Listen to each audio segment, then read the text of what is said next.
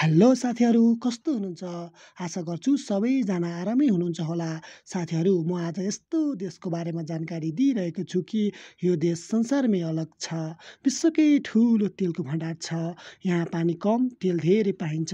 यहाँका मान्छेहरूसँग यति धेरै पैसा छ कि सुनको टोयलेटसम्म पनि बनाउँछन्। यस आरामको कुरा गर्दा यो देशको मानिसलाई कसैले जित्न सक्दैन।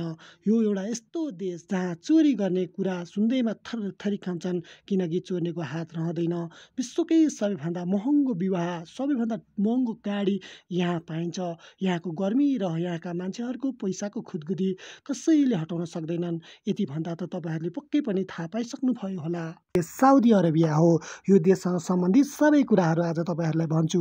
मात्र यो भिडियो अन्तिमसम्म हेर्नुहोला, किनकि आज केही स्पेसल हुन लागिरहेको छ। साथीहरू, यो देशको अफिसियल नाम किङ्डम अफ साउदी अरेबिया हो। यो एउटा वेस्टर्न एसियन कन्ट्री हो। यसको border Jordan, Iraq, Kuwait, Qatar र ओमन, यमनसँग जोडिएको छ। साउदी अरब देशको पुरा जनसङ्ख्या 3.53 करोड छ।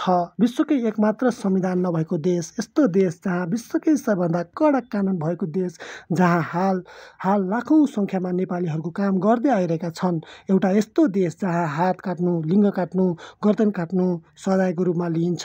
एउटा यस्तो मरुभूमि देश जहाँ तेलको बेचेर यति धेरै मान्छेहरू धनी भएका छन् कि हाल विश्वभरिका मान्छेहरूलाई काम दिँदै आइरहेका छन्।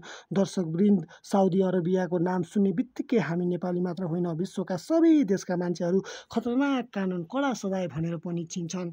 जुनसुकै मान्छेहरू मनमा पनि यो डर उत्पन्न हुन सक्छ। साउदी अरबियामा आजीवन कारागार मात्र काफी छैन। यहाँ बलात्कार गर्नेहरूलाई लिङ्ग काटिन्छ, चोरी गरेमा हात काटिन्छ। यदि यहाँ हत्या गरेमा 100 मान्छेहरूको अगाडि गर्दन काटेर सजाय दिइन्छ। कुनै पनि आपराधिक गतिविधि गरेमा क्रेनमा झुन्डाएर फाँसी दिइन्छ।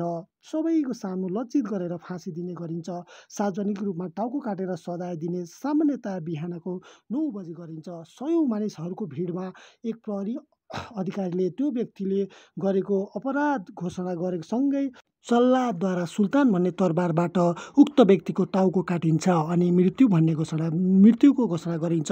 साउदी एउटा यस्तो देश जहाँ एउटा मन्दिर वा चर्च पनि छैन। रक्सी सेवन गर्न, सङ्गुर बङ्गुरको सेवन गर्न, अश्लील भिडियो जस्ता कुराहरूको पनि यहाँ सख्त बन्देज छ। यो एउटा देश विश्वकै सबभन्दा यो देशका ठुला सहरहरू रियाद, दमान, जेद्दा, ताइबा, ताबुक जस्ता सहरहरू पर्दछन्। यहाँ मक्का मदिना पनि उत्तिकै प्रसिद्ध छ। तपाईँहरूलाई जानकारी दिउँ कि संसारकै सबभन्दा ठुलो एयरपोर्ट पनि यही राष्ट्रमा पर्दछ। यो नेपालभन्दा ठुलो छ।